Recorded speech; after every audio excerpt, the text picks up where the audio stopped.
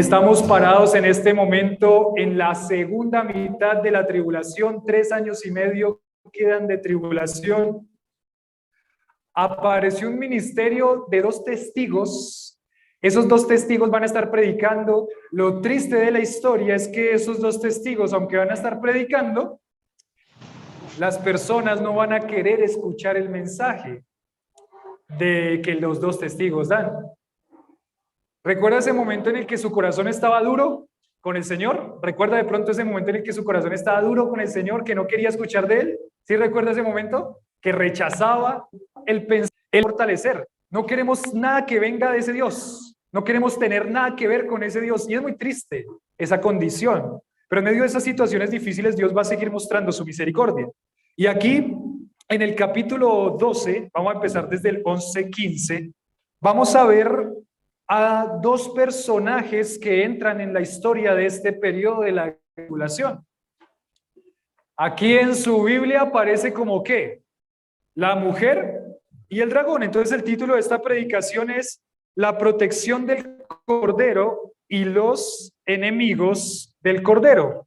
La protección del Cordero y los enemigos del Cordero. Apocalipsis capítulo 11, versículo 15 y capítulo 12.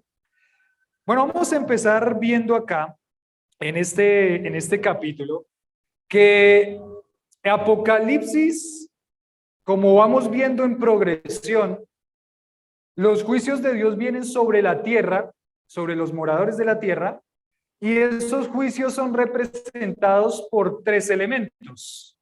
En primer lugar, cuando se empieza a abrir ese rollo que tiene esos elementos, los primeros juicios de Dios, que son 7, ¿son 7 qué? 7 sellos, ¿cierto? 7 sellos. El séptimo sello va a abrir 7 ¿qué? Trompetas. Y la séptima trompeta va a abrir ¿qué? 7 copas. Entonces, 7 sellos, 7 trompetas, 7 copas. En este momento acabamos de ver 6 trompetas. Pero como ya dijimos, en la séptima trompeta va a abrir las 7 copas finales.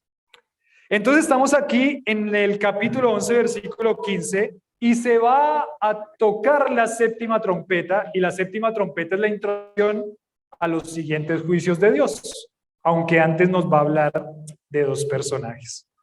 Entonces vamos a leer del capítulo 11, versículo 15 al versículo 19. Steven, la siguiente, por favor, que nos va a decir anuncio del reinado del Cordero. Anuncio del reinado del Cordero. Entonces vamos a leer capítulo 11, versículo 15 al versículo 19. Dice: el séptimo ángel tocó la trompeta y hubo grandes voces en el cielo que decían: los reinos del mundo han venido a ser de nuestro Señor y de su Cristo, y Él reinará por los siglos de los siglos. Y los 24 ancianos que estaban sentados delante de Dios en sus tronos se postraron sobre sus rostros, adoraron a Dios, diciendo: te damos gracias, Señor Dios Todopoderoso. Por eso cantábamos: Dios poderoso, el que eres y que eras y que ha de venir, porque has tomado tu poder y has reinado. Y se airaron las naciones y tu ira ha venido, y el tiempo de juzgar a los muertos y de dar el galardón a tus siervos los profetas, a los santos y a los que temen tu nombre, a los pequeños y a los grandes, y de destruir a los que destruyen la tierra. Y el templo de Dios fue abierto en el cielo, el arca de su pacto se veía en el templo, y hubo relámpagos, voces, truenos, un terremoto y grande granizo. Bueno, aquí aparece entonces esa séptima trompeta. Pero esta séptima trompeta va a anunciar los siguientes juicios. Pero es bonito lo que pasa aquí también, ¿no? En medio de toda esa situación difícil que se está viviendo entre los moradores de la tierra, es bonito ver que hay una adoración en el cielo. Y ahí nosotros vemos, este ángel toca la trompeta y hubo grandes voces en el cielo. Si de pronto perdieran, representando a todos los redimidos por la sangre del Cordero, de todas las edades que están ahí en el cielo adorando, y hay una explosión de adoración en el cielo en esta séptima trompeta. La séptima trompeta es una adoración, y también una adoración por lo que va pasando en la tierra. Aunque es difícil celebrar cosas como estas, recuerden que la celebración que hacen en el cielo no es tanto por venganza, no se ve como la venganza que Dios está teniendo sobre los moradores de la tierra, sino más bien que lo que se está celebrando es el justo juicio de Dios. Es el justo juicio de Dios. Entonces aquí tenemos varias cosas. Hubo grandes voces, y dice el versículo 15, hubo grandes voces en el cielo, se levantaron o resonaron grandes voces en el cielo, y ellos decían, los reinos del mundo han venido a ser ¿de quién? De nuestro Señor y de su Cristo, y Él reinará por los siglos de los siglos. Bueno, no es que los reinos del mundo no pertenecían al Señor, todo pertenece a Él. Desde la creación del mundo, desde antes de la creación del mundo, todo pertenece a Él. Pero este es el momento en el que se va a determinar eso con mucha seguridad y con mucha propiedad. Los reinos del mundo, ahora sí, van a ser oficialmente presentados como que son del Señor y de su Cristo. Y se postraron ahí los ancianos. ¿Y qué hicieron esos ancianos? Adoraron, ¿no? Versículo 16, y se postraron sobre sus rostros y adoraron a Dios. ¿Es digno nuestro Dios de la alabanza y adoración? Ahorita cantábamos, ¿quién sino el Señor? Y eso es lo que están ellos diciendo en el cielo. ¿Quién sino el Señor? ¿Quién como este Dios? ¿Hay otro como este Dios? ¿Hay otro en los cielos o en la tierra como este Dios? Y miren que esto va a dar la introducción a lo que va a aparecer acá, porque aquí va a aparecer un enemigo de Dios con mucho poder, pero no hay nadie más poderoso que este Dios. Y por eso ellos están adorando. Aunque pareciera que hay seres y fuerzas más poderosas, no hay. Este Dios es todopoderoso, Él es el que es digno de tomar todos los reinos del mundo. Y el versículo 17, te damos gracias, Dios, Señor todopoderoso, el que eres, que eras, que ha de venir, porque has tomado tu gran poder y has ¿qué? Reinado. Por eso esta séptima trompeta es el anuncio y la confirmación del reinado del Cordero. Ellos están adorando y alabando al Señor porque el Cordero reina, porque el Cordero reina. Y dice el versículo 18, se airaron las naciones y tu ira ha venido el tiempo de juzgar a los muertos y de dar el galardón a tus siervos los profetas. Bueno, has tomado tu poder, has reinado, has mostrado tu gran poder, y eso significa que los juicios de Dios están mostrando el gran poder que tiene este Dios. Este Dios de la Biblia es un Dios todopoderoso, y los juicios de Dios que Dios ha enviado sobre la tierra en este periodo de la tribulación están mostrando que este Dios es un Dios poderoso. Están mostrando el gran poder de Dios. Ese es uno de los objetivos de mostrar Dios, que quiere mostrar Dios a través de estos juicios. Y eso me hace pensar, y lo vamos a ver en Apocalipsis más adelante, pero me hace pensar otra vez en la salida del pueblo de Israel de Egipto. ¿Recuerdan que Dios le dijo a Moisés que él iba a mostrar qué a Faraón y a Egipto? ¿Recuerdan qué iba a mostrar? Su gran poder. Él les dijo que iba a sacar a los hijos de Israel con mano poderosa. O sea que todas estas cosas que Dios muestra en estos juicios, uno de los objetivos es mostrar otra vez que hay un Dios poderoso que gobierna sobre el cielo y sobre la tierra, que los habitantes y los moradores de la tierra deben poner su confianza en ese Dios, porque este Dios es muy amoroso y por eso vino a morir por nosotros. Pero este Dios es justo y al ser poderoso o para mostrar su poder, va a venir con estos tremendos sobre los habitantes y los moradores de la tierra. Quizás ahí lo que tenemos que reflexionar es no se confunda porque este es el Dios de la Biblia. Este es el Dios creador del cielo y de la tierra. Este Dios creador del cielo y de la tierra, recuerden que cuando nos sentamos o nos paramos aquí en Apocalipsis, ya no es el Dios que dice, pone la otra mejilla. Ya no es el Dios que como cordero es llevado ¿a dónde? Al matadero. Ya no es el Dios que como cordero no abre su boca y es sacrificado. Es el Dios que se muestra en su estado de exaltación y en su estado de que Él es justo. Y quizás eso nos hace también dar tranquilidad en cuanto a ciertas cosas que pasan en nuestra vida. Porque muchas veces nosotros queremos tomar por nuestras propias manos, hacer lo que no podemos hacer y no depender del Señor. Este Dios es ¿qué? Justo. tranquilo, este Dios va a obrar. En esas situaciones de la vida en la que a usted de pronto le parece injusto, un día Dios va a dar a cada uno conforme a lo que merece, porque este Dios es justo.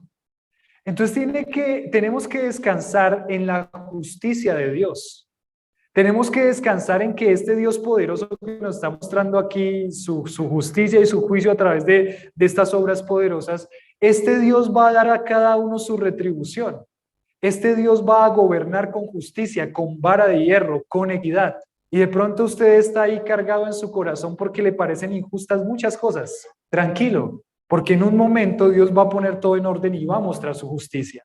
Este es el Dios poderoso, dice, y el tiempo de juzgar a los muertos y de dar galardón a tus siervos, los profetas. Y ese también es bonito, ¿no? De nuevo, están los que van a ser juzgados por Dios, las naciones que van a ser juzgadas por Dios, los muertos que van a ser juzgados por Dios, pero también llegó el tiempo ¿de qué? De dar galardón. ¿Y qué significa galardón? Galardón es un premio. Galardón es una recompensa. Y usted, ¿a cuánto les gusta recibir recompensas, galardones o premios o regalos? Bueno, solo los que alzaron la mano les doy regalo de cumpleaños. ¿A cuándo les gusta recibir galardones o regalos? Nos gusta a todos, ¿cierto? ¿Usted se imagina que el Señor le dé un galardón? Pero ahora, ¿quién le va a dar un galardón? Miren, ahí nos dicen dos grupos de personas. Uno, a sus siervos los ¿qué? Los profetas. Pero también dice a quiénes, a los santos. Y después añade a ellos, a los que temen ¿qué? Tu nombre, y a los pequeños y a los grandes. Y otra vez volvemos con esa expresión a los pequeños y a los grandes. Como se está viendo en Apocalipsis, en todo el contexto que estamos viendo en Apocalipsis, los pequeños y los grandes no son estatura o en edad. Aquí específicamente está hablando de los que se ven más importantes o los que son más importantes o los que de pronto Dios les da la oportunidad de tener un ministerio más visible y a los que ¿qué?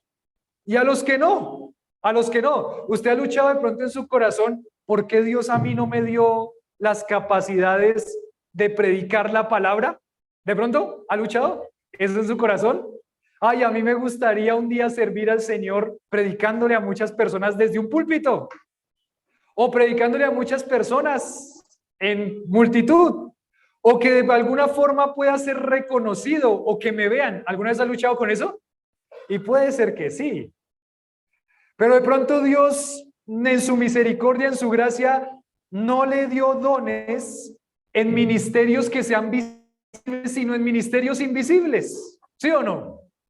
Como ministerios invisibles, ¿como qué? Por ejemplo, hay unas personas que se llevan las tazas de los tintos a lavarlos cada domingo. ¿Ustedes sabían eso? Pues lo asimilan, porque si no tenían tazas sucias todos los domingos, ¿sí o no? Alguien tiene que hacer el lavado de las tazas. ¿Quién lo hace? ¿Cuántos de nosotros sabemos quién hace eso? 1, 2, 3, 4, 5, 6. 6 de 80. Y de pronto la persona que está allá atrás, donde nadie la ve, de pronto esa persona lucha en su corazón con que me gustaría estar en un ministerio donde sea reconocido, donde las personas me vean. Puede ser, pero Dios no lo permitió. Dios no dio esas capacidades. Pero ¿qué dice aquí? Que en ese momento llega el tiempo en el que Dios va a retribuir a quienes, a todos los creyentes, los que son más visibles, los que son invisibles muchas veces, pero Dios va a dar recompensa a cada uno por su labor. ¿No le da alegría eso? En ese momento no van a haber visibles o invisibles. En ese momento todos van a ser reconocidos por el Cordero, por lo que hizo para el Señor. Entonces, descanse su corazón, porque este Dios es un Dios justo, que va a dar a cada uno su recompensa. Llegó el momento, están adorando estos seres celestiales en el cielo, llegó el momento de dar galardón a tus siervos los profetas, a los santos y a los que temen tu nombre, a los pequeños y grandes, y otra vez viene el contraste, y de destruir a los que destruyen la tierra. Qué linda la gracia de Dios, ¿no? Me pone a reflexionar lo que implica la salvación en Cristo Jesús. Antes estábamos muertos en nuestros delitos y pecados. Antes no teníamos vida. Antes no teníamos nada. Hay un himno que dice, sin Cristo yo no tengo nada. Pero cuando llegamos a Cristo, ¿qué tenemos? Tenemos todo. Pero muchas veces ese todo específicamente no sabemos qué es ese todo que tenemos. De pronto para algunos, mientras van creciendo en el aprendizaje de la palabra de Dios, están pensando, listo, lo que tengo en Cristo, cuando llego a conocer de Él, es que la salvación y la vida eterna. Y amén, gloria a Dios por eso, porque eso es lo que tenemos. Y yo digo, con eso sería ¿qué? Suficiente. Ya con eso uno dice, Señor, no lo merecía, pero tú me lo diste, con eso es suficiente. Pero ¿sabe que la Biblia dice que Él nos ha dado preciosas y grandísimas promesas, por ejemplo? Nos da la posibilidad de servirlo, nos da dones, nos da el gozo, la fortaleza, la paz y el consuelo para vivir gozosamente o con contentamiento en medio de situaciones difíciles que pasan en la vida. Esa es la gracia de Dios. Hay muchas cosas que vienen que Dios nos ha dado a través de la salvación. Ahora, aparte, usted se pone a pensar y dice, aparte de todo lo que Dios nos da en esta tierra mientras caminamos con Él a pesar de las luchas, aparte en el cielo también hay recompensas. La respuesta es sí. Y usted se imagina, yo digo, yo debería darle todo al Señor, pero en este caso va a ser ¿quién dándole a usted? Dios dándole una recompensa por su servicio y su vida de fidelidad al Señor. ¿No lo anima a ser fiel al Señor? Hay personas que luchan con que, por ejemplo, hay una lucha muy grande. ¿Por qué hace lo que hace para Dios? ¿Por qué intenta una vida de santidad para Dios? ¿Por qué cada día le pide al Señor, Señor, ayúdame a no fallarte hoy? ¿Por qué? ¿Porque voy a perder la salvación? ¿Por temor a Dios? Porque yo amo a Dios. Y porque Él me dio todo a mí. ¿Por qué hace lo que hace? En gratitud al Señor, yo vivo mi vida agradándole a Él porque hizo todo por mí. Aparte de todo lo que hizo por mí, me va a dar premios, me va a dar galardones, me va a dar recompensas para adorarlo y alabarlo a Él. Entonces, nosotros podemos decir, Señor, gracias por tu gracia. Y quizás descansar el corazón en que todo lo que hacemos para Dios en nuestra casa segará si no desmaya. A su casa, de servir a su esposa o a su esposo. No se canse de servir a su esposa o a su esposo porque a su tiempo segará. De servir a quienes más, a sus hijos, esos chinos desagradecidos que muchas veces a uno lo tratan como, no se canse de servirlo. Porque usted está sirviendo ¿a quién? A Dios. Decía un pastor, cuando usted hace un arroz, ¿para quién lo hace? ¿Para Dios? ¿Seguro? Tiene que estar seguro, porque usted dice, yo lo hago para Dios, y llega su esposo, mi amor, se te quemó el arroz. ¡Ay! ¿Lo hizo para quién? Para usted, ¿cierto? Lo hizo para usted porque usted quería o quiso en ese momento que dijeran palabras lindas. No, yo hago para Dios. Y bueno, espero que no se le queme el arroz tan frecuentemente, obviamente, ¿no? Pero usted lo hace para Dios. Su vida es para Dios.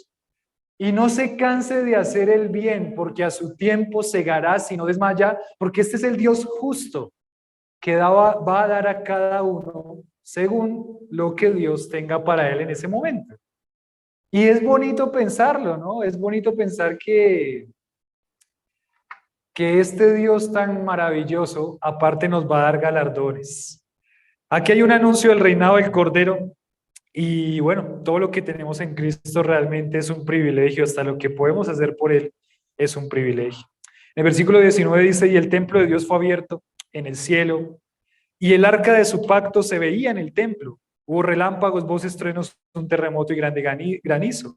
El templo de Dios fue abierto en el cielo. Apocalipsis nos ha hablado mucho de este templo de Dios, de todo lo que sale de la presencia de Dios, y nos ha hecho también pensar en todo lo que era el tabernáculo y el templo de Dios. Y aquí hay otro de esos detalles. Dice, y el templo de Dios fue abierto en el cielo, y ahí hay un elemento muy importante, que es el arca de su pacto. Se veía en dónde, en el templo. Y el arca, necesariamente, el arca tiene que llevarnos a recordar algo. El arca para ellos, ¿qué significaba en ese templo?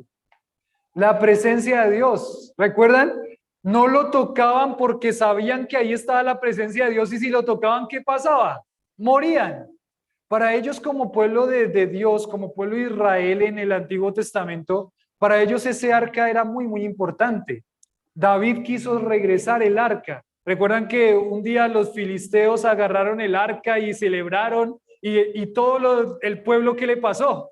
Le salieron llagas, le salieron úlceras. Devuelva esa vaina, que esa es la presencia de Dios. Devuélvalo para allá, para el pueblo que tiene que ir, porque esa presencia de Dios nos está acabando. Es más, uno de los dioses de ellos, que era el dios Dagón, al otro día apareció postrado ante el arca. ¿Recuerdan eso? De rodillas, con las manos cortadas, así postrado ante el arca. Lleven eso para allá. Cuando estaban tratando de volver el arca hacia la ciudad de David, dice que iban cargándola, y que se le caía el arca, ¿y qué pasó? Unos intentaron agarrar el arca para que no se cayera, ¿y qué pasó? Murieron ahí, cayeron fulminados. Era la presencia de Dios, la presencia de Dios. Para el pueblo de Dios, el arca significaba la presencia de Dios con ellos. Ahora usted imagínese, recuerde siempre el contexto para poder interpretar bien lo que son los libros de la Biblia. ¿A quién le está escribiendo Dios esta carta? A las iglesias que están ¿en qué? En tribulación y en persecución. En ese momento están matando a sus pastores, están encarcelando a sus pastores, están matando a las mujeres, a los niños, a los hombres, los están llevando a la cárcel. Está pasando un momento muy difícil la historia de la iglesia, en el año 100 aproximadamente. Y usted recibe esta carta como iglesia, el pastor está leyendo la carta y dice, el templo de Dios fue abierto en el cielo y el arca de su pacto se veía en el templo. Inmediatamente ellos piensan, nunca se fue de nosotros la presencia de Dios. Nunca se va de nosotros la presencia de Dios, porque Dios siempre está con nosotros. Dios siempre está con su iglesia. Dios siempre está con sus hijos. Dios no los desampara, ni de noche ni de día. Dios no nos deja. Él va con su presencia a cada lugar. Yo me acuerdo que una vez escuché una predicación de un hombre en el Salmo 23, y él decía, este Dios que es el pastor, nuestro Dios como pastor, Él va con nosotros a todo lado. Cuando usted va en la moto, ¿quién va con usted? Dios y su presencia. Cuando usted está en su casa sufriendo por las situaciones que pasan ahí, ¿quién está con usted? Dios y su presencia. Su presencia va conmigo. ¿Recuerdan a Moisés? Señor, si tu presencia no va conmigo, yo no voy. Es que Dios va con nosotros. Cuando va en la bicicleta, ¿quién va ahí? Dios. Cuando va en la moto, ¿quién va ahí? Dios. Cuando usted está en su casa, en su trabajo, en la noche, ¿quién está ahí? Dios. Me acuerdo a Annalise sufriendo hace 3 meses, más o menos 4 meses, sufrió un momento de mucho temor en la noche, algo la atemorizaba, y nosotros intentábamos guiarla a que ¿quién estaba con ella? Dios. A que sí, ahí están sus papás en el otro cuarto, pero realmente ¿quién está en primer lugar con ella? Dios. Que no se nos olvide, iglesia, su presencia está con nosotros.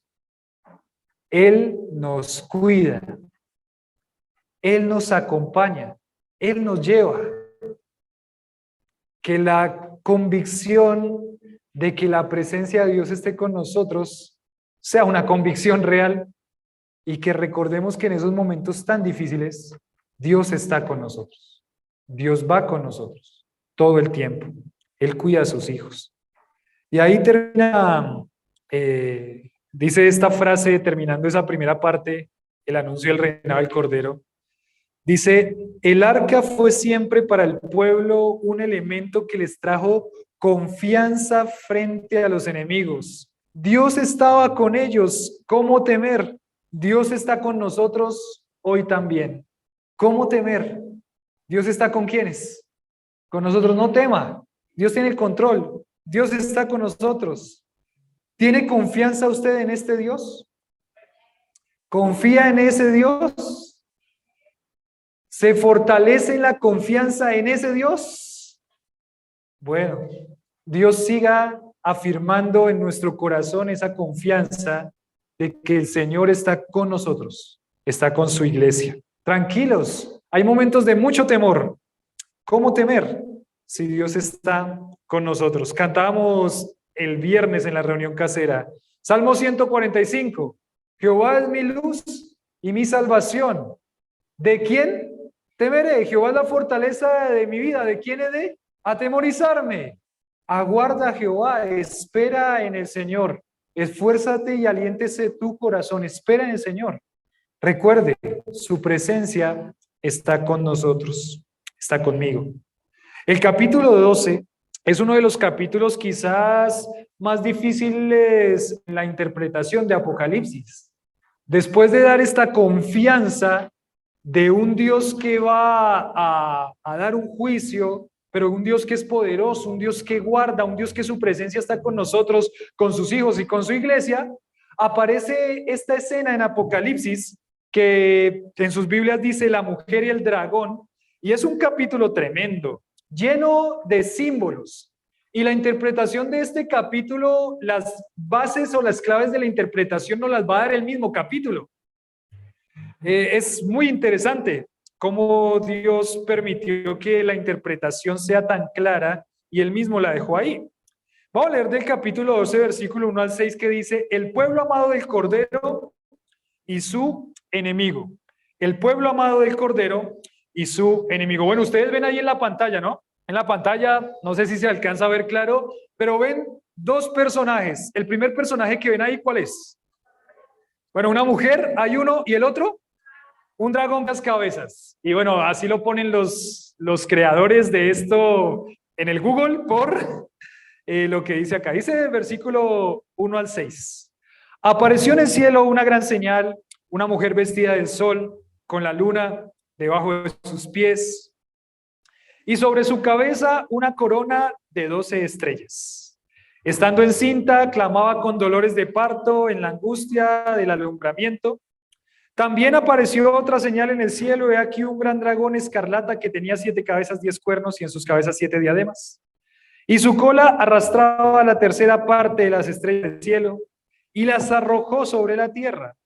El dragón se paró frente a la mujer que estaba para dar a luz a fin de devorar a su hijo tan pronto como naciese. Y ella dio a luz a un hijo varón que regirá con vara de hierro a todas las naciones, y su hijo fue arrebatado para Dios y para su trono. Y la mujer huyó al desierto, donde tiene lugar preparado por Dios para que allí la sustenten por 1260 días. Empecemos por ahí. 1260 días. ¿Cuántos son 1260 días? Ahí en el capítulo 11, versículo 3, dice, y daré a mis 2 testigos que profeticen por ¿cuánto tiempo? 1260 días. Capítulo 11, versículo 3, 1260 días, vestidos de silicio. El mismo dato nos lo da aquí ahora con este acontecimiento que va a pasar. 1260 días, 3 años y medio, lo que significa que este acontecimiento va a pasar después de la mitad de la tribulación, de la mitad para allá, hasta que se acabe la tribulación, 3 años y medio, la última mitad de la tribulación. Pero entonces aquí aparece en primer lugar el pueblo amado de Dios. Bueno, hay mucha especulación. No sé qué han escuchado ustedes con relación a quién es la mujer que está aquí siendo citada o nombrada. Algunos han dicho que la mujer es María, María la madre de Jesús. Esa es una de las opciones que tenemos ahí. La segunda opción que ponen en cuanto a esta mujer es que es la iglesia. Iglesia también han dicho algunos que esta mujer es la iglesia. Entonces, bueno, ¿quién es la mujer que aparece aquí? Y las claves de la interpretación. Miren, bueno, en el capítulo anterior, en el 11, vimos a un personaje que apareció ahí que se llama la bestia, es el anticristo, y este dictador va a llevar una persecución tremenda hacia los judíos, que es reconocido como el pueblo de Dios. Él va a liberar una persecución intensa sobre este pueblo de Israel, pero su iniciativa y su poder no provienen del mismo. ¿De quién proviene esta iniciativa y poder del anticristo? De Satanás, de Satanás. Él es, bueno, aquí vamos a ver, él es el dragón, pero entonces aquí viene esta persecución a través de Satanás. Y pues en el capítulo 1, perdón, en el capítulo 12, versículo 1, dice, apareció en el cielo una gran, ¿qué? Señal, una gran señal. Y esto ya nos pone a nosotros algo en la cabeza y en contexto. Una gran señal significa que una señal es algo que está anticipando algo que viene, ¿sí o no? Por ejemplo, una señal de tránsito. Hay una señal de tránsito ahí amarilla, pintada con negrito y tiene unas montañitas así. ¿Qué significa eso? ¿Que vienen? Bueno, montañas puede ser de pronto en la carretera, pero aquí, reductores de velocidad, ¿cierto? Esas montañitas. Ahora, ¿esa señal son los reductores de velocidad? No, esa es la señal que está anticipando que vienen, ¿qué? Los reductores de velocidad. Lo que significa que aquí nos está diciendo lo que se va a hablar acá son señales y hay que interpretar lo que esa señal significa. Lo que esa señal significa. Entonces, vamos a ver. La gran señal. La primera señal. ¿Cuál es la primera señal? Una mujer vestida de sol con la luna debajo de sus pies, sobre su cabeza, una corona con 12 estrellas. Entonces, esa señal, ¿a quién está representando? ¿A quién me está anticipando? ¿A quién es? Entonces, bueno, nosotros empezamos a pensar, bueno, si será María, si es la iglesia, ¿quién es? Pero ¿la iglesia puede ser? No puede ser la iglesia. ¿Por qué? Porque la iglesia ya está en el cielo hace 3 años y medio aproximadamente. ¿Puede ser María la señal? Es interesante, ¿no? Pero María, toda una persecución de Satanás contra María, contra una sola mujer, no creo, ¿no? Entonces, ¿quién es la mujer? Bueno, elementos, señales que nos dicen para la interpretación. Por ejemplo, en primer lugar, una mujer vestida del sol, aparece un sol. 2, una luna debajo de sus pies. Y sobre su cabeza una corona con ¿cuántas estrellas? 12 estrellas. Para el pueblo judío o para la persona que ha leído las historias del Antiguo Testamento, específicamente en Génesis, nosotros que acabamos de ver Génesis, ¿qué sería sol, luna y 12 estrellas? ¿A dónde lo pone históricamente en Génesis?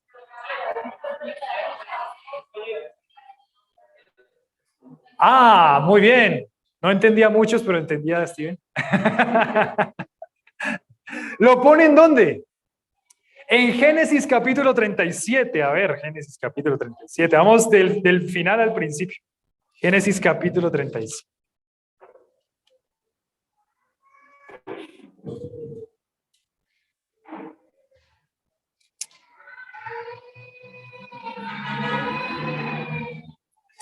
Dice versículo 9.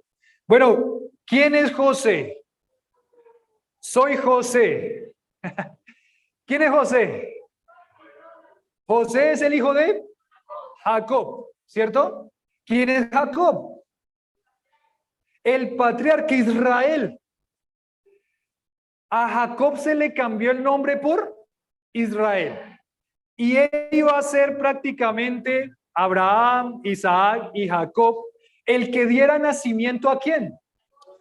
A las 12 tribus de...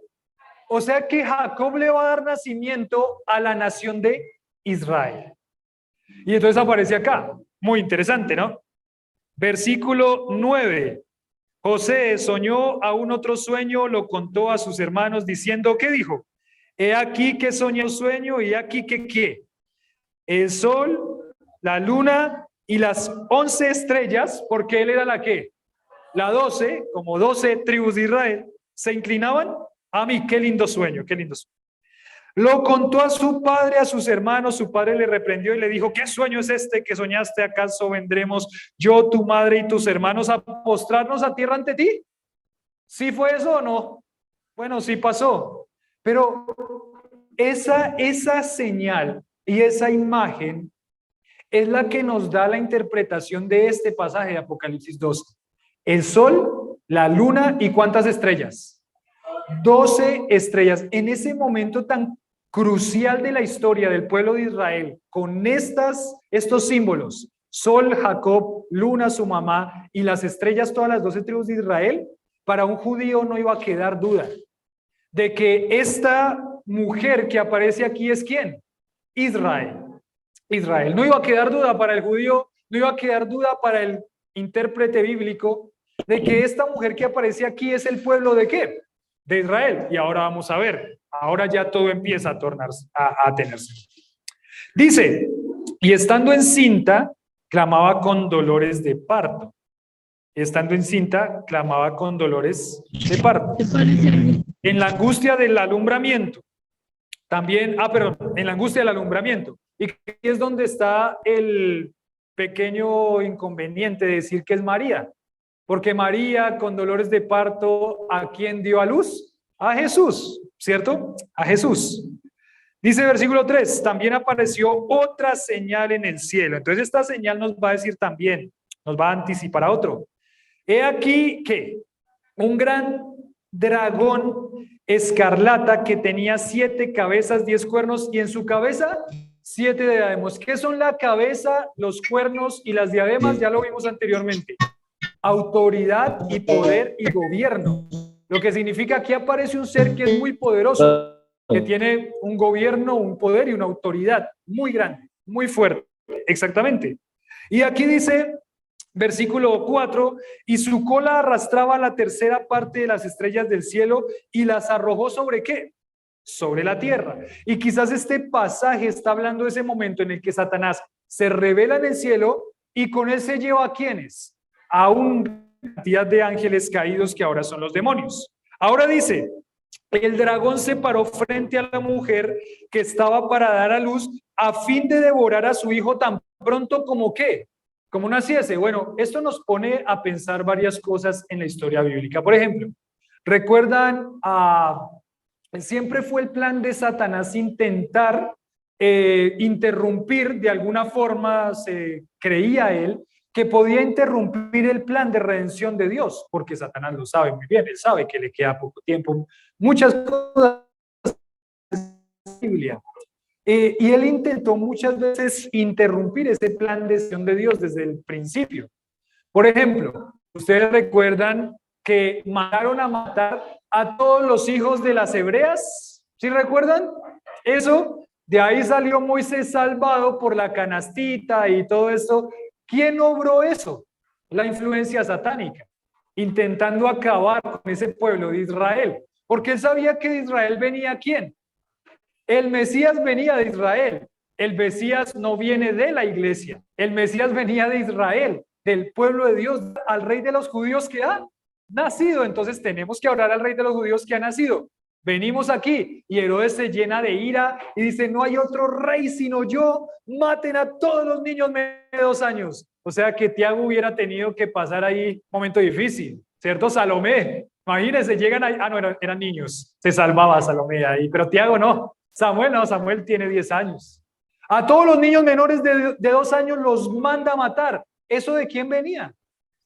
Eso no venía de Herodes en principio. Eso también detrás del pueblo de Dios. Ustedes ven todo esto de la Segunda Guerra Mundial, ¿no? 1930. Un momento muy difícilmente iba ¿por quién? Por el pueblo judío. Por el pueblo judío. Y fue muy duro para ellos. 6 millones de judíos murieron en ese momento. 6 millones.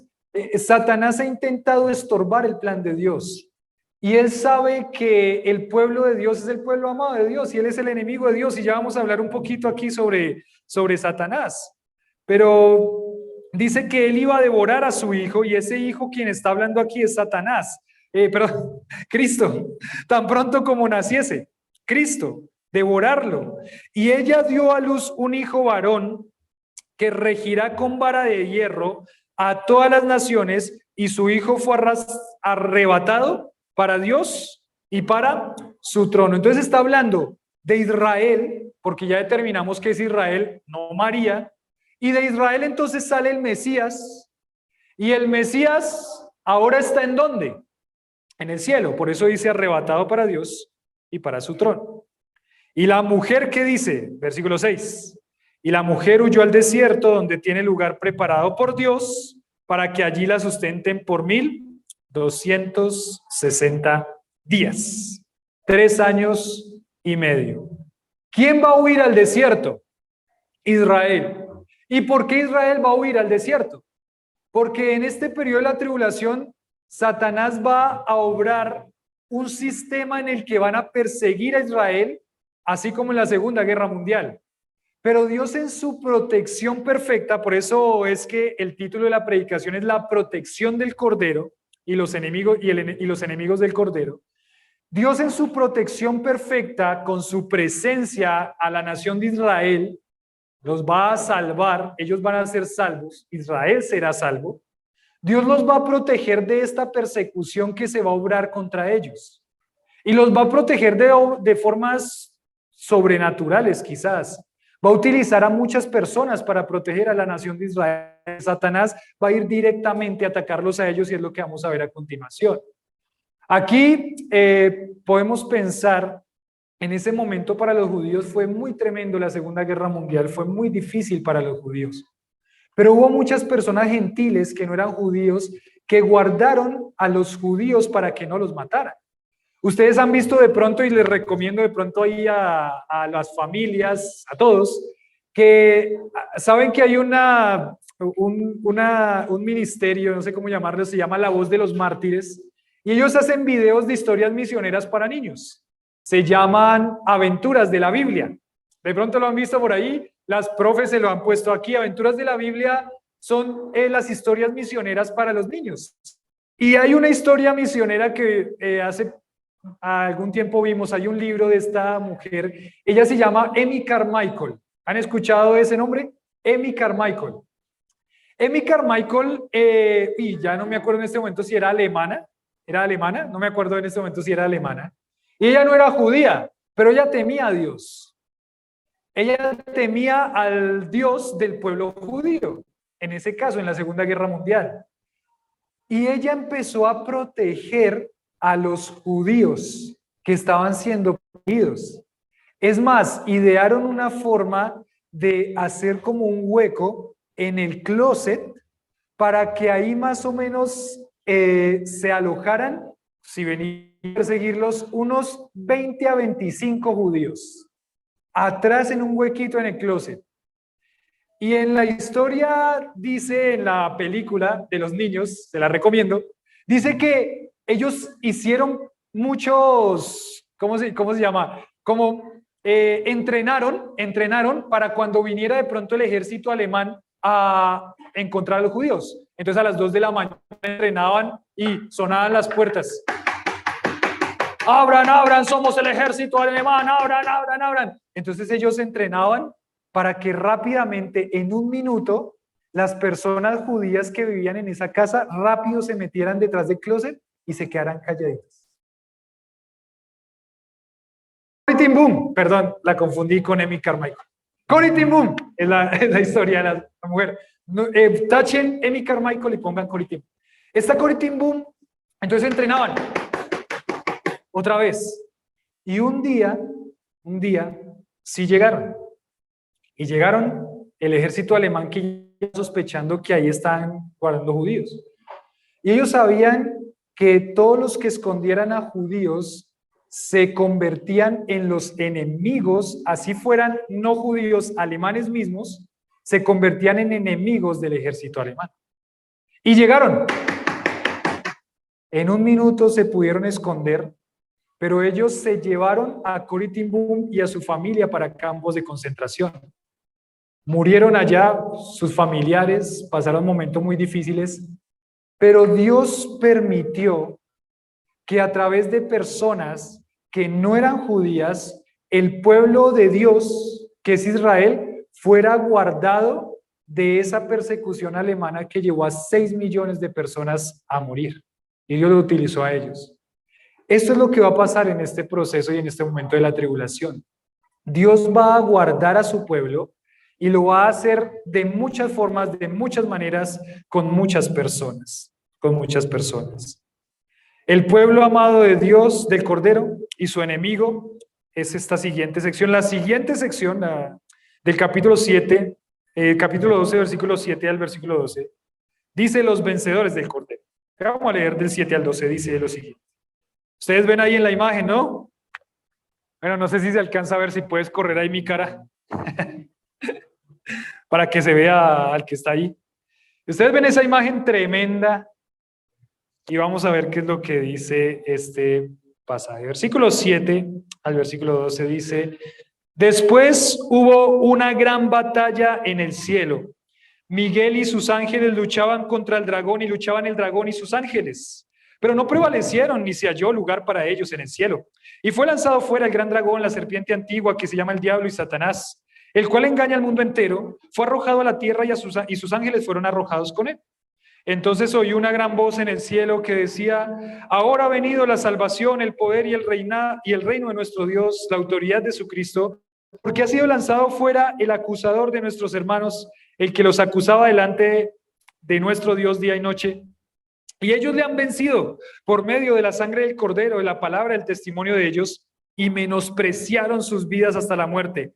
Por lo cual, alegraos cielos y los que moráis en ellos, ay de los moradores de la tierra y del mar, porque el diablo ha descendido a vosotros con gran ira, sabiendo que tiene poco tiempo. Entonces, vamos a ver rápidamente este cuadro. Después hubo una gran batalla, ¿en dónde? En el cielo. En el cielo, dice ahí, se libra una gran batalla. Entonces la pregunta que nos haríamos es: ¿por qué Satanás y los ángeles de Satanás tendrían acceso al cielo en este momento? En este momento me refiero hoy.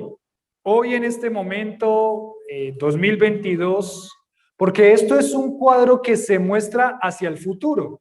Porque dice que Satanás, después de ser arrojado del cielo, ¿qué va a hacer? Va a perseguir a los moradores de la tierra. Entonces esto ya está hablando del futuro.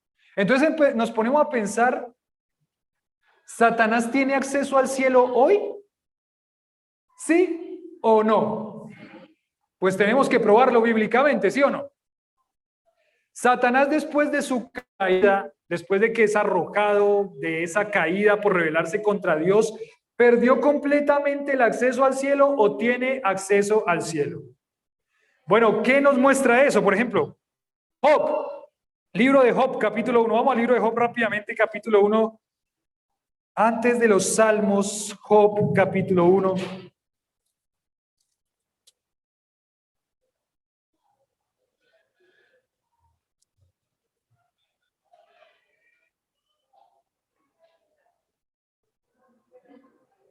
Capítulo 1, versículo 6 dice: un día vinieron a presentarse delante de Jehová los hijos de Dios, entre los cuales vino también Satanás. ¿A dónde se presentó Satanás?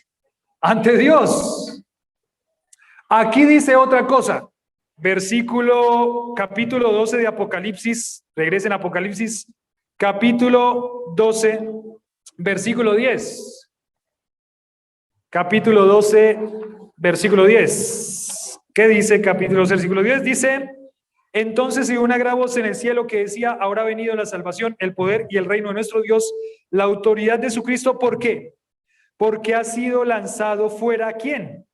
El acusador de nuestros hermanos, o sea, Satanás, el que los acusaba delante de nuestro Dios día y noche. ¿Quién los acusaba? ¿Delante de quién? ¿Cuánto tiempo? El acusador. Uno más, Primera de Juan capítulo 2. Ahí antecitos, unas hojitas, Primera de Juan capítulo 2.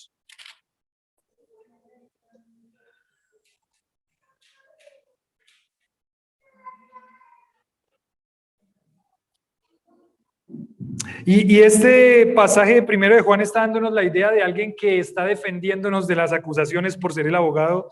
Hijitos míos, estas cosas os escribo para que no pequéis. Y si alguno hubiere pecado, ¿qué dice? Abogado tenemos para con el Padre a Jesucristo el justo. Él es la propiciación por nuestros pecados, no solamente por los nuestros, sino también por los de todo el mundo. Abogado tenemos para con el Padre. ¿Y quién es el abogado? Él es el abogado defensor. ¿Y por qué hay un abogado defensor? Bueno, nuestro pecado nos acusa, pero aquí el capítulo 12 dice que ¿quién nos acusa? Satanás nos acusa. Satanás acusa a los hermanos día y noche constantemente. Ese pecó. Pedrito pecó. Sí lo vio Dios, ¿no? Pedrito pecó y es su hijo. Y dice que es su hijo. Y dice que cristiano. Ese dice que es cristiano y véalo cómo es. Tremendo ese cristiano. Pero Jesucristo dice que yo ya pagué. Entonces, está defendido. Está defendido. O sea que Satanás sí tiene ese acceso al cielo hoy. En este momento Satanás tiene acceso a Dios. Y al parecer lo que hace en el acceso a Dios es incansablemente día y noche ¿qué? Acusar. Acusar. ¿Sí ve que ese? ¿Sí ve que Anturi? ¿Sí ve que Julián? ¿Sí ve? Y dice que su hijo acusar a sus hermanos día y noche. Entonces, Satanás tiene acceso. Entonces, ¿qué es lo que va a pasar en este cuadro, en este punto de la historia? Que Satanás va a perder completamente, ahora sí, todo acceso ¿a qué? Al cielo, al trono de Dios, a la presencia de Dios. Y ahí es donde dice, versículo 7, una gran batalla en el cielo. ¿Quién va a pelear contra el dragón? Miguel. Miguel, ¿dónde está Miguel? Allá atrás está Miguel. Miguel, cuidado. Miguel, el arcángel Miguel va a pelear ¿contra quién? Contra Satanás. Hacía una pregunta en el seminario, oye, ¿por qué Miguel y no Dios mismo? ¿Por qué manda a Miguel? Y alguien reflexionaba en ese momento y decía, Dios es tan poderoso que dice, enviemos a Miguel. Ni siquiera va a él, porque hasta un ángel poderoso puede vencer ¿a quién? A Satanás. O sea, ¿Satanás tiene poder? Sí, pero no tiene más poder de que Dios ni siquiera en un poquito.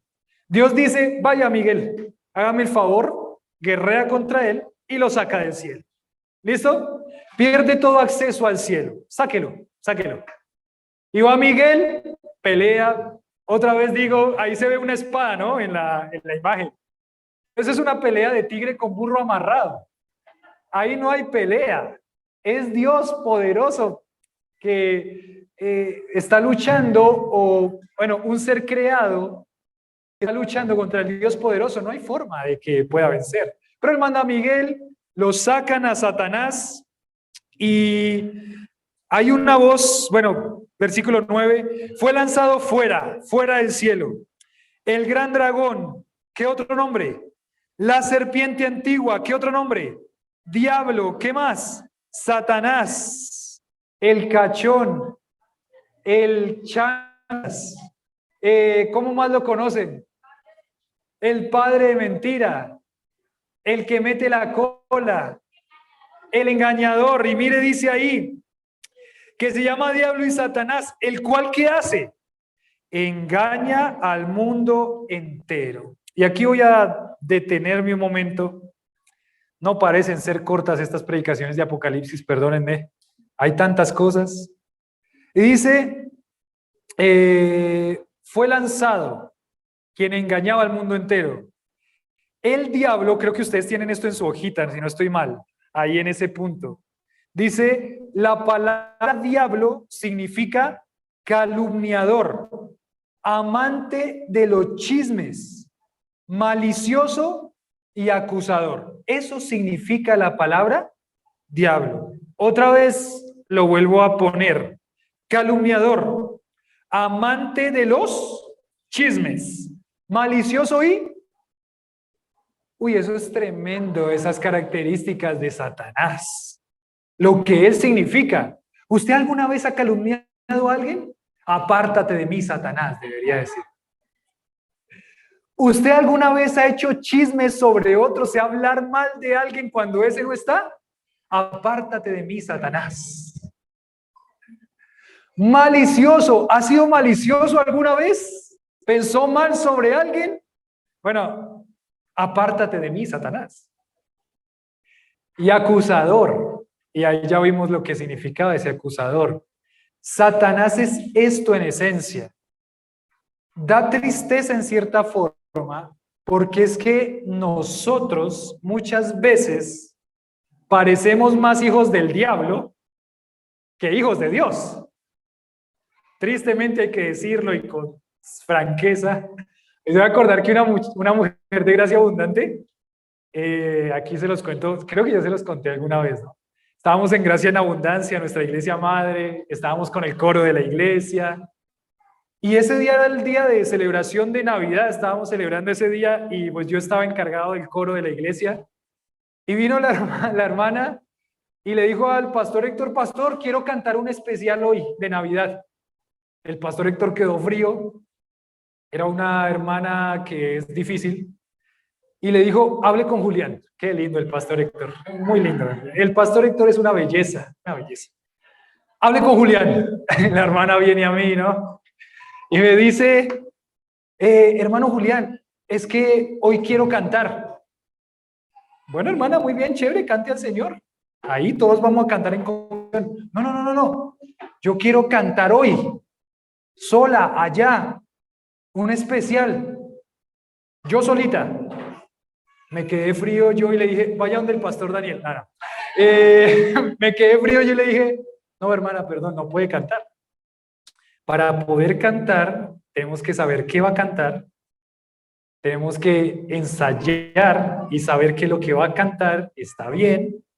Entonces, perdón, mi hermana, pero hoy no puede cantar. Se puso brava la hermana. Bueno, ahí se quedó en la celebración, terminamos todo, yo estaba despidiéndome de los hermanos. Y cuando me fui a despedir de ella, se fue brava, no me dijo nada. Sí me dijo algo. Bajó la escalera y dijo: hijo del diablo. Y me dijo: hijo del diablo. Bueno, esto solamente para ilustrar que a veces parecemos más hijos del diablo. No porque no le dejé cantar, no, eso no era correcto. Pero calumniador, amante de los chismes, malicioso, acusador, hijo del diablo.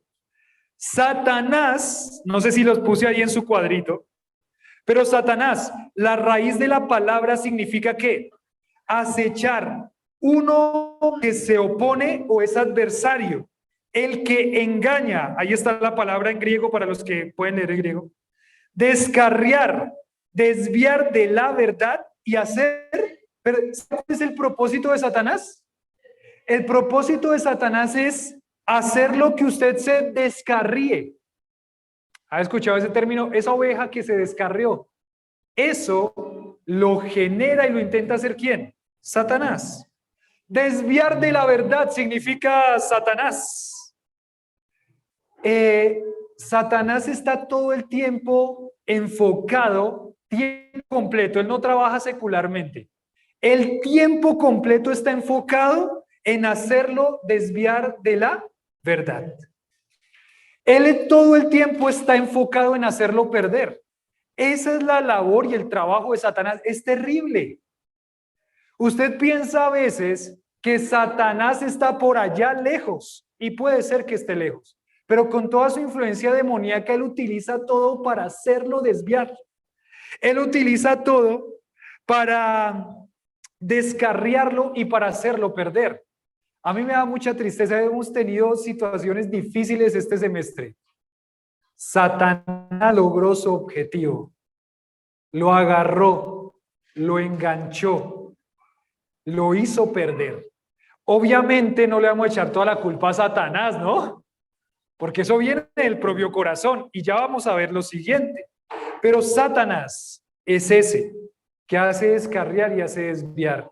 Y es muy triste ver a los creyentes perdiendo su fortaleza en el Señor y alejándose de Él, dejando que Satanás obre de tal manera que se descarrió, que se apartó de la verdad. Porque aunque eso es obra de Satanás, también Dios pone todas las herramientas para que luchemos contra nuestro adversario, el diablo. Resista a Satanás y él huirá de vosotros, dice Efesios, creo que es capítulo 6. O sea que Dios sí da las herramientas, pero hay algunos creyentes que están totalmente ya desviados, ya agarrados y ya totalmente entregados en la lucha contra Satanás. El versículo 10 dice: ha sido lanzado fuera el acusador de nuestros hermanos, dice, el poder, el reino de nuestro Dios y la autoridad de su Cristo, porque ha sido lanzado fuera el acusador de nuestros hermanos, el que los acusa delante de Dios día y noche. Pero mire lo que dice el 11, es bonito eso. Ellos le han ¿qué? Vencido, y por medio de ¿qué? De la sangre del Cordero, de la palabra del testimonio de ellos, y menospreciaron sus vidas hasta dónde. Y no puedo pasar esto aquí rápido, perdón, pero hay que enfocarse en esas cosas. Uno, ellos han vencido por medio de ¿qué? De la sangre del Cordero, pero cuidado, yo voy a hacer una aclaración, no lo voy a decir en forma de broma, porque ustedes saben, yo a veces digo en forma de broma, en forma irónica, pero esta vez no es así. Pero hay creyentes que todavía tienen una muletilla de pronto de contextos que escucharon. Cúbrase con la sangre de Cristo. Cúbrase con la sangre de Cristo. La sangre de Cristo lo cubre a uno en el día que uno es salvo. Pero no es un amuleto la sangre de Cristo para estarla nombrando cada vez que algo va a pasar. Me van a robar, cúbrase con la sangre de Cristo. No, no es un amuleto. No lo protege la sangre de Cristo, lo protege Dios, no la sangre de Cristo. La sangre de Cristo muestra la victoria al yo confiar en el sacrificio de Cristo en la cruz.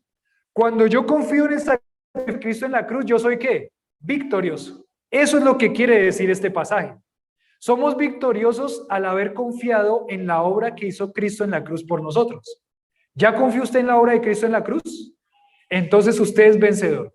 Más que vencedor, dice Romanos capítulo 8. Algo más dice por lo que somos vencedores. Por medio de la sangre del Cordero, 2. ¿Y de la palabra de qué? Del testimonio. Y de la palabra del testimonio de ellos. Y testimonio es nombrado acá al lado de la sangre como medio de la victoria. Es la sangre la que nos da la posición de vencedores. ¿Qué significa? Cuando yo creo en Cristo como mi Salvador, mi posición es victoria. Yo ya no soy más derrotado, yo soy victorioso de aquí hasta que me muera y por toda la eternidad. La sangre es la que nos da la posición de vencedores frente al trono. Pero, es la fe en la palabra y la predicación de la palabra que vence al diablo y sus artimañas del engaño. Es la fe en la palabra, confiar en la palabra de Dios y la predicación de la palabra la que nos hace victoriosos cada día ante el Señor. Usted no va a ser victorioso si no está en continua comunión con Dios a través de su palabra. Y no va a ser victorioso si usted no practica y vive lo que dice la palabra. No va a serlo. No puede serlo. Porque aunque mi posición es de vencedor ante el Señor, la victoria me la da la fe en la palabra y la predicación de la palabra. Por eso es que es tan importante la predicación de la palabra. La predicación de la palabra en la iglesia local tiene una labor fundamental en la vida de la iglesia. Ya les he comentado a todos esto, ¿no? Pero yo puedo estar en mi casa escuchando predicaciones el domingo y diciendo que estoy siendo edificado, y en cierta forma sí, pero nada reemplaza ¿qué? La predicación desde el púlpito en la iglesia local. ¿Ustedes se han puesto a pensar? ¿Recuerdan quiénes leían en el primer siglo? En el primer siglo, ¿quiénes leían de la iglesia? Solo el pastor prácticamente leía de la iglesia. Para ellos era fundamental llegar a escuchar la voz del pastor. Porque Dios puso por eso los pastores y las iglesias locales con pastores para que pudieran enseñar la palabra y predicar la palabra. Esa es la labor del pastor. ¿Qué le decía Pablo a Timoteo? Predica la palabra. Predica la palabra. Por eso es que ustedes como congregación tienen también una labor muy tremenda con relación a mí. La labor muy tremenda que tienen con relación a mí es orar para que Dios me permita los tiempos de estudio, para que yo sea responsable con los tiempos de estudio, para que yo pueda profundizar, para que en el momento en que yo predique la palabra, esa palabra pueda llegar a sus corazones y ustedes tengan la convicción de vivir eso, porque es valiosísimo. Él dice aquí, Juan dice que los creyentes han sido vencedores porque han sido vencedores a través de confiar en Cristo Jesús como su Salvador, pero también a través de escuchar, vivir y fortalecerse ¿en qué? En la palabra y la predicación de la palabra. Esa es la forma de fortalecerse. Y por eso es que de pronto usted o ha escuchado de personas, no se congregan 6 meses. ¿Y cómo están? ¿Están fuertes? Están debilitadísimas. ¿Y por qué están debilitadas? Porque es que esto es importante. Escuchar a su pastor es importante. Escuchar la predicación de la palabra desde el púlpito es importante. La predicación de la palabra y que usted la entienda y la viva es fundamental y es vital para su vida espiritual y la vida como iglesia. Eso es como ellos han vencido, pero la última dice tremenda. Uy, no, hay tanto que hora es. A ver.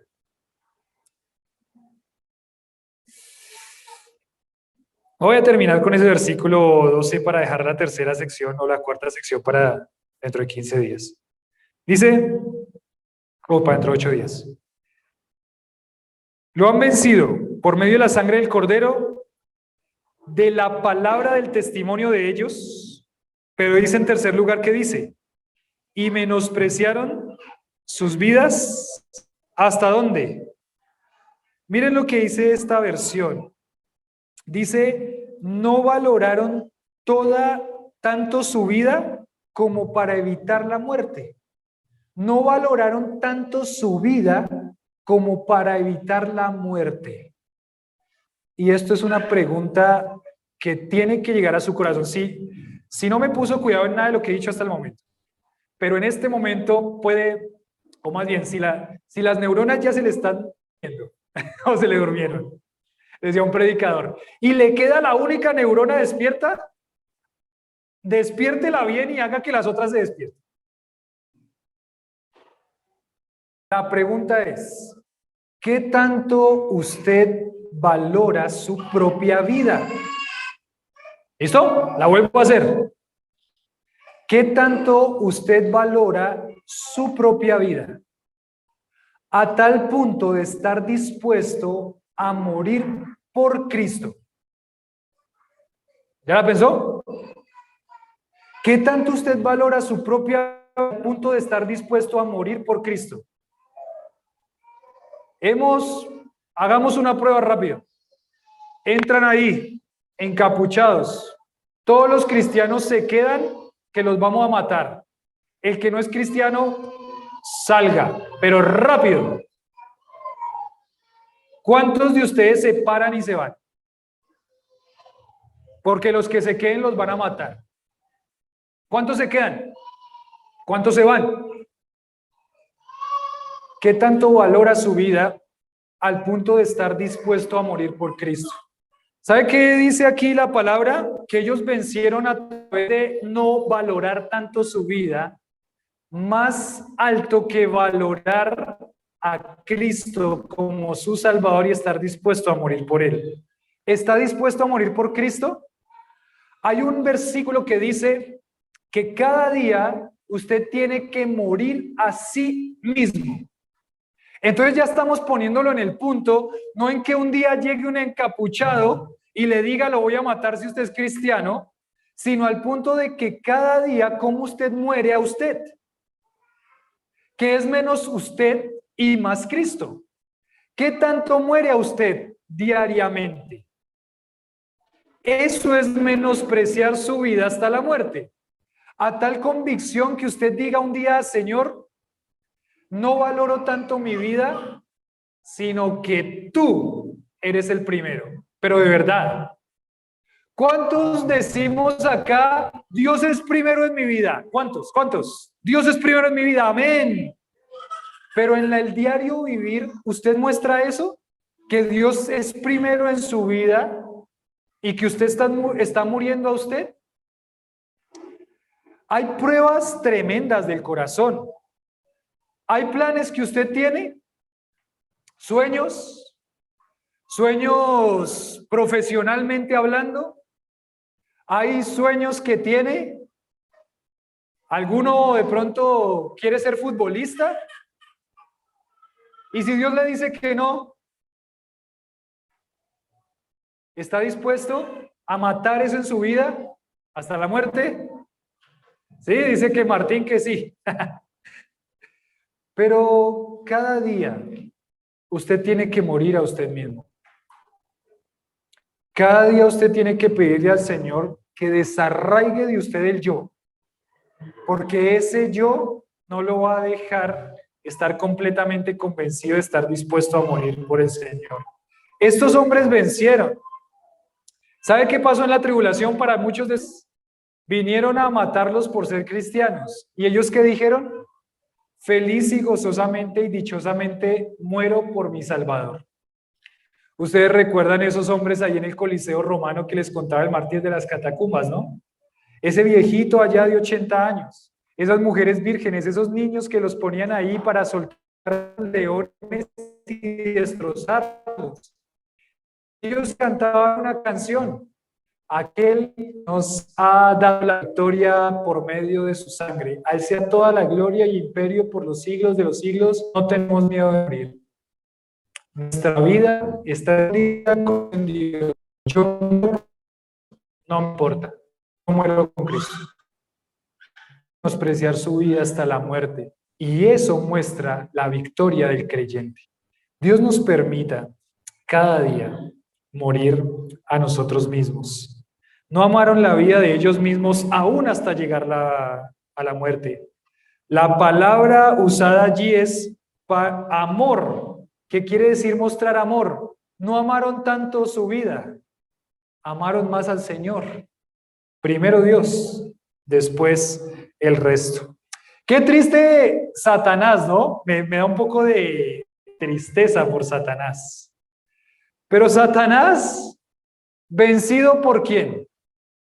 Por Miguel, un ángel, ni siquiera era Dios mismo, un arcángel. Vencido por el resto de creyentes que pusieron su confianza en Cristo. ¿Satanás victorioso? Nada. Un Dios poderoso que muestra la victoria todo el tiempo. Señor, damos gracias por este tiempo que tú nos has regalado con tu palabra. Tantas cosas aquí, Señor, a reflexionar. Ayúdanos. Necesitamos, Señor, de ti. Necesitamos, Señor, que tú des convicciones firmes a nuestra vida. Nosotros, hay tantas cosas, Señor, que hay que cambiar. Perdónanos por nuestro pecado. Perdónanos porque muchas veces, a veces en broma, pero más hijos de Satanás que hijos tuyos. Por todo lo que representa y significa Satanás, perdónanos. Perdónanos, Señor, porque hemos sido infieles, hemos dejado tu nombre quizás por el piso muchas veces. Hemos maltratado a nuestros hermanos con nuestras calumnias, con nuestros chismes. Todavía seguimos pensando que la culpa es de los otros y no nuestra, nuestro propio corazón. Seguimos intentando estar tranquilos, diciendo que la culpa la tiene otro. Y pues la realidad, Señor, es que aunque sí hay un enemigo que quiere destruirnos y lo hace, es también culpa de nosotros que no aplicamos tu palabra, no ponemos atención a tu palabra, no valoramos tu palabra, no nos alimentamos de tu palabra. Agarramos la vida espiritual como una vida de juego, Agarramos la vida espiritual como que todo tiene que girar en torno a mí. Yo primero, mi descanso, mis posesiones, mis sueños, mis anhelos, mis sentimientos, todo yo. Perdónanos, Señor, por eso. Necesitamos, Señor, dejar que Cristo crezca y que nosotros menguemos. Pero ayúdanos, Señor, a tomar decisiones firmes. No vamos a poder ser vencedores si no aplicamos tu palabra y cortamos con el pecado.